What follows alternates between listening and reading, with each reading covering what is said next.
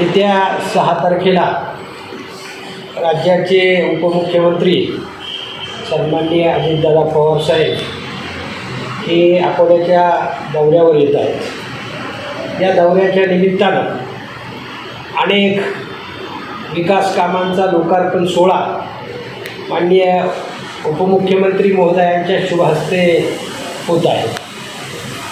राज्यामध्ये महायुतीचं सरकार असताना हे कामं कुठल्याही एका पक्षाची नाही, तर ही महायुती सरकारची सर्व कामं अकोल्याच्या जनतेला आदरणीय मधुकररावजी पिचड साहेब, आदरणीय वैभवरावजी पिचड साहेब, आदरणीय मुख्यमंत्री शिंदे साहेब, आदरणीय अजितदादा पवार साहेब, देवेंद्र फडणवीस साहेब या सगळ्यांच्या प्रयत्नातून या सगळ्या गोष्टी साकारलेल्या आहेत।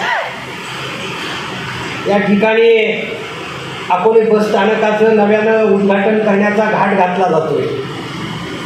अकोले बस स्थानक निर्माण होऊन आज 25 वर्ष झाली। 25 वर्षापूर्वी तत्कालीन एस टी महामंडळाचे अध्यक्ष आमदार सुधाकर पंत परिचारक यांच्या शुभहस्ते या एस टी स्टँडचं भूमिपूजन झालं आणि निवडणुकीची आचारसंहिता लागल्यानंतर नायकवाडी नावाचा जो एस टीचा कर्मचारी होता, जिथं जो हमाली काम करत होता, त्याच्या हस्ते त्या एस टी स्टँडचं उद्घाटन झालं। मुळात अशा प्रकारे बस स्थानकाचं उद्घाटन होणं किंवा एस टी स्टँडचं बस स्थानकाचं उद्घाटन करणं हा जो प्रकार चालू आहे हा मात्र आम्हाला मान्य नाही। या ठिकाणी सुशोभीकरण झालं आहे, दोन्ही बाजूला गेट झाले आणि केवळ फक्त या ठिकाणी सुशोभीकरणाचं आणि गेटचं उद्घाटन अशा प्रकारचं काम आज जरी उपमुख्यमंत्र्यांच्या हस्ते झालं तर त्याला आमचा कुठलाही विरोध राहणार नाही, कारण ह्या बसस्थानकाचं उद्घाटन याच्यापूर्वी त्याचे निर्माते या तालुक्याचे जुने लोकप्रतिनिधी आणि राज्याचे माजी मंत्री आदरणीय मधुकररावजी पिचड साहेब आहेत। दुसरं, या निमित्तानं राज्याचे उपमुख्यमंत्री साहेब तहसील कार्यालयाचं उद्घाटन आणि लोकार्पणसुद्धा करणार आहे। परंतु शिर्डीला मध्यंतरी कार्यक्रम झाला, त्या कार्यक्रमामध्ये सन्माननीय एकनाथराव शिंदे साहेब असतील, राज्याचे उपमुख्यमंत्री देवेंद्र फडणवीस साहेब असतील, राज्याचे उपमुख्यमंत्री अजितदादा साहेब असतील, या सगळ्यांच्या उपस्थितीमध्ये त्या ठिकाणी ऑनलाईन पद्धतीनं सुद्धा या ठिकाणी तहसील कार्यालयाचं सुद्धा लोकार्पण सोहळा हा शिर्डीतून झालेला आहे। त्याच्यामुळं केवळ श्रेयवादासाठी मुळात या तालुक्यामधलं असणारं तहसील कार्यालयाचं भूमिपूजनसुद्धा आदरणीय वैभवरावजी पिचड साहेब आणि आदरणीय मधुकररावजी पिचड साहेब यांच्या सत्तेच्या काळामध्ये त्याचं भूमिपूजन झालं। 95% काम हे त्याच काळामध्ये पूर्ण झालं, केवळ 5% राहिलेलं काम या काळामध्ये पूर्ण करण्याचं काम केलं आहे।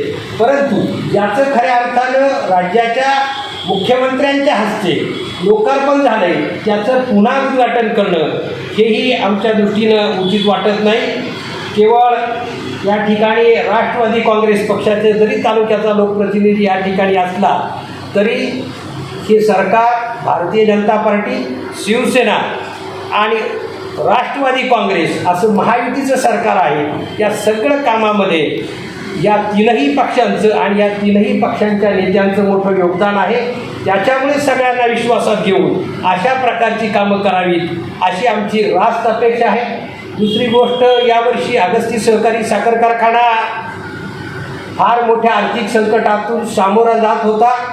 त्यासाठी या देशाचे गृहमंत्री आदरणीय शहासाहेब अमितभाई शहा यांनी कमी व्याजदराचं 94 कोटी रुपये कर्ज हे अगस्ती सहकारी साखर कारखान्याला उपलब्ध करून दिलं आणि अगस्ती सहकारी साखर कारखाना ही अकोले तालुक्याची भाग्यलक्ष्मी आहे आणि या भाग्यलक्ष्मीचं पुन्हा एकदा चाक व्यवस्थित फिरून तमाम शेतकऱ्यांना आणि सभासदांना न्याय देण्याची भूमिका केंद्रातील भारतीय जनता पार्टीच्या सरकारनं, राज्यातल्या महायुतीच्या सरकारनं घेतले आणि खऱ्या अर्थानं भारतीय जनता पार्टीच्या वतीनं आणि अकोले तालुक्याच्या तमाम जनतेच्या वतीनं, ऊस उत्पादकांच्या वतीनं, या कारखान्याच्या कर्मचाऱ्यांच्या वतीनं मी आदरणीय अमितभाई शहांचे आभार मानतो आणि आज जशी अगस्ती सहकारी साखर कारखाना वाचवण्यासाठी मदत केली, तशीच अगस्ती सहकारी साखर कारखान्याला भविष्य काळामध्ये जेव्हा जेव्हा गरज पडेल तेव्हा केंद्र सरकार असेल, राज्य सरकारनं या कारखान्याला मदत करावी ही अपेक्षा या निमित्तानं व्यक्त करतो.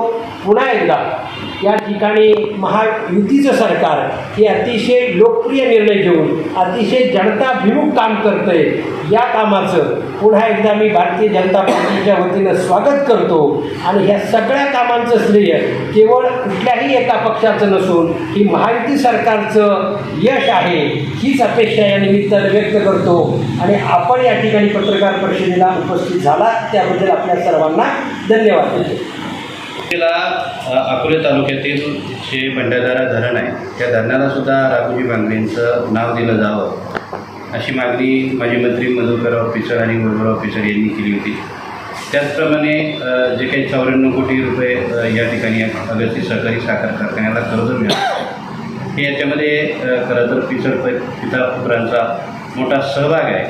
परंतु असं ऐकलं जातं आहे का भाजपनी जरी मदत केली परंतु येत्या 15 तारखेला पिचड पिता पुत्र हे तुतारी फुंकण्याच्या मार्गावर आहे. काय सांगता? यापूर्वी अशा अनेक वेळा चर्चा झाल्यात. या चर्चांमध्ये कुठल्याही प्रकारचं तथ्य नाही.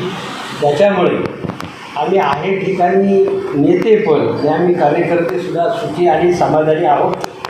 म्हणून या ज्या आज चर्चा आहेत त्या केवळ चर्चाच आहेत. याहीपूर्वी या देशाचे नेते आदरणीय पवार साहेब आले होते तेव्हाही 2 दिवस अगोदर चर्चा झाली होती की पिचड पिता पुत्र राष्ट्रवादीच्या वाटेवर आहेत आणि आताही पुन्हा ती चर्चाच आहे. ती चर्चा होत राहणार आहे. पण या चर्चेमध्ये आम्हाला आणि आमच्या कार्यकर्त्यांना कुठल्याही प्रकारचं तथ्य वाटत नाही. केवळ सवंग लोकप्रियतेसाठी अशा प्रकारच्या चर्चा त्या तालुक्यामध्ये याहीपूर्वी झाल्यात आणि भविष्यातही होत राहतील. परंतु आम्ही आहे त्या ठिकाणी सगळेजण मनापासून समाधानी आहोत. भारतीय जनता पार्टीचे जिल्हा सरचिटणीस सीताराम पाटील भांगरे आणि त्यांच्या सगळ्या सवंगड्यांनी भाजप पक्षाचे जे कार्यकर्ते होते त्यांनी जो काही श्रीमंत लॉन्स या ठिकाणी मेळावा घेतात त्यावेळेस सूचक वक्तव्य केलं होतं की अकोले तालुक्याची जागा ही महायुतीमधून भाजप पक्षाला मिळावी. काय सांगाल? अजूनही आमच्या सगळ्यांचा प्रयत्न भारतीय जनता पार्टीला या तालुक्याची महायुतीमधली जागा सोडून घेण्याचे आमचे सगळ्यांचे प्रयत्न आहेत. पक्षाचे वरिष्ठ जो निर्णय घेतील तो आम्ही सगळे कार्यकर्ते म्हणून मान्य करू. माजी आमदार वैभवराव पिचड यांनी त्यावेळेस अशी भूमिका बजावली होती की हे तिकीट जर डॉक्टर किरण लामटेंना देण्यात आलं तर आम्ही बंडाची भूमिका घेऊ. काय म्हणते? नाही, त्याचा यदा कदाचित पक्षश्रेष्ठींशी सगळ्यांशी चर्चा होऊन योग्य वेळी योग्य तो निर्णय घेऊ. याच्यावर आज बोलणं काही उचित नाही आहे. समजा पिचड पितापुत्रांनी जर तुतारी हातामध्ये घेतली तर तुमची काय भूमिका राहते? नाही, तुतारी घेण्याचा प्रश्नच नाही आहे ना. ह्या सगळ्या वावड्या आहेत. जर तर ही गोष्ट आहे प्रसार माध्यमांना त्यावेळेस बातम्या येतात महायुतीतून त्यावेळेसचा निर्णय तुम्ही जर तर त्याच्यात जर तर हीच उत्तर दिलं. महायुतीतून पिचडांना तिकीट न दिल्यास त्यांची भूमिका काय असेल? काय नाही, पिचडांची भूमिका ही माझ्या माहितीप्रमाणे महायुतीचं तिकीट मी काही जरी म्हणत असलं तरी भारतीय जनता पार्टीला सुटत अशी आजही अपेक्षा आहे. उद्या महायुतीनं स्पष्ट संदेश दिलेले आहे की विद्यमान आमदारांना त्या जागा दिल्या जातील अशा पद्धतीनं जागांचं वाटप चालू आहे. महायुतीनं काही संकेत दिले तरी अकोल्याच्या बाबतीमध्ये अकोले तालुका भारतीय जनता पार्टी पूर्णपणे अपेक्षावादी आहे की इथली जागा ही भारतीय जनता पार्टीला सुटेल आणि या तालुक्याचे माजी आमदार आदरणीय वैभवरावजी पिचड साहेब या ठिकाणी परंतु विधानसभेचे वैभव पिचडांचे जुने कार्यकर्ते आहे का त्यांची इच्छा आहे की पुन्हा शरद पवार गटात जावे असं आम्ही काही लोकांशी संपर्क साधला असता. त्या लोकांची भावना आहे आणि त्या भावनाचा तुम्ही आदर करणार नाही का? या वाट्या पद्धतीत कार्यकर्त्यांच्या बाबतीत जर सांगायचं ठरलं तर हे तुम्ही पण पत्रकार लोकांनी एक जाणीव ठेवली पाहिजे की आत्तापर्यंत जे इलेक्शन झाले मार्केट कमिटी असू द्या, नगरपंचायत असू द्या, कृषी उत्पन्न बाजार समिती असू द्या, खरेदी विक्री संघ असू द्या, पिचडांचे कार्यकर्ते पिचड जो आदेश घेतात त्याचंच फॉलोअप करतात. पिचड जे निर्णय घेतील त्याला सगळे कार्यकर्ते बांधलेले असतील. भारतीय 100% जनता- सत्य जरी असेल, परंतु पिचड हे एवढे मोठे नेते असतानाही आत्तापर्यंत त्यांना कुठल्याही पदावर संधी का नाही दिली? ना राज्यपाल नियुक्त कोट्यातून दिली, ना कोणतं महामंडळ दिलं. म्हणजे भाजपने अन्यायच केलेला असं वाटत नाही तुम्हाला? नाही, आम्हाला जनतेतून निवडून जायचे, त्याच्यामुळे मागच्या दारात जायचा प्रश्न नाहीये. नाही पण महामंडळ वगैरे आतापर्यंत पिचडांचा कुठेही विचार केला गेलेला नाही पक्षाने. पक्षातून जनतेतून निवडून जायचे. आणि जनतेतून एवढे इलेक्शन लढले सर्व पक्ष एका बाजूने असताना आम्ही त्यावेळी भाजप म्हणून या ठिकाणी लढलो. पिचड वैभवराव पिचड आणि मधुकरराव साहेबांनी नेतृत्व काढलं. मुळात पत्रकार परिषदेला सामोरं जाताना असताना तुम्ही राहुल देशमुख असेल, यशवंतराव असतील, तुम्ही दोघंही तसे पिचडांचे खंदे समर्थक आहात. भाजपपेक्षाही पिचडांचे खंदे समर्थक. म्हणजे ही वैभव पिचडांची भूमिका सांगताय की पक्षाची भूमिका? ही भूमिका वैभव पिचडांची पण आहे आणि भाजपची पण आहे. मग वैभव पिचड आणि पिता पुत्र जर राष्ट्रवादीमध्ये गेले तर तुमची दोघांची भूमिका काय? असं काहीच होणार नाही. जर तर ते होणार नाही. तुम्ही इथेच राहणार, भाजप पक्षामध्येच राहणार. जर उत्तर देऊ ना. अजून ते काही त्याच्यावर बोलले जर भूमिकेला जर उत्तर असं त्याच्यामुळे ती काय काळजी करू नका. आम्ही पॉझिटिव्हली कार्यकर्ते आम्हाला माहिती आहे की इथं भारतीय जनता पार्टी 100% वैभवराव पिचडांना उमेदवारी आम्ही शेवटपर्यंत त्याच्यासाठी लढणार आहे.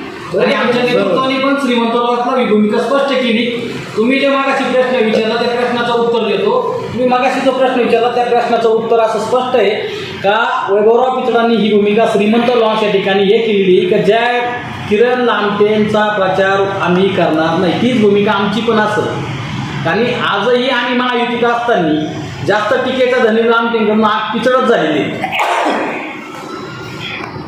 कारण आमदारांनी आत्तापर्यंत टार्गेट म्हणजे याच्या अगोदर नगरपंचायत असू किंवा काय असू तर पिचड साहेबांचा आदरणीय पिचड साहेबांचा सन्मानजनक उल्लेख कधीच केला नाही. त्याच्यामुळं ती भूमिका काय आहे की वैभवरावांनी श्रीमंतरावांना सांगितलं का पार्टी ज्या वेळेस वैभव पिचडांना सांगेल त्यावेळेस निर्णय पार्टीच्या वेळेस ते वैभवराव पिचड घेतील. पण आम्ही आमदार किरण लामटे यांचा प्रचार करणार नाही. जो ने राम का पहिले जो ने राम का नो किसी का थांब. जे रामाचं करतील त्यांच्या मागे पक्के राहू, रावणाची करतील त्यांच्या मागे नाही. म्हणजे जर समजा पिचड पिता पुत्रांनी जर पक्ष बदलला तर तुम्ही त्यांच्यासोबत राहणार की नाही राहणार? मुळामध्ये असं आहे की दोघे पिता पक्ष बदलणार नाही, ती वेळ येणार नाही. भारतीय जनता पार्टी त्यांचा 100% विचार करणार आहेत. आणि ज्या 20 जागा त्यांनी हे ठेवलेल्या आहेत, होल्डमध्ये ठेवलेल्या आहेत, त्याच्यामध्ये अकोला आहे, कोपरगाव आहे, कर्जत जामखेड आहे, इंदापूर आहे. त्याच्यामुळे हा प्रश्न येणारच या नाही. 20 जागाच्या अशा आहेत की त्या ठिकाणी भाजपचे माजी आमदार होते, परंतु त्या ठिकाणी अजितदादांचे विद्यमान सदस्य आहेत, निवडून आलेले आहेत. म्हणून त्यामुळे त्यांना सांगितलेलं काय तिथले तुम्ही कुठल्याही प्रकारचे उमेदवार घोषित करू नका असं स्वतः DMने सांगितलं.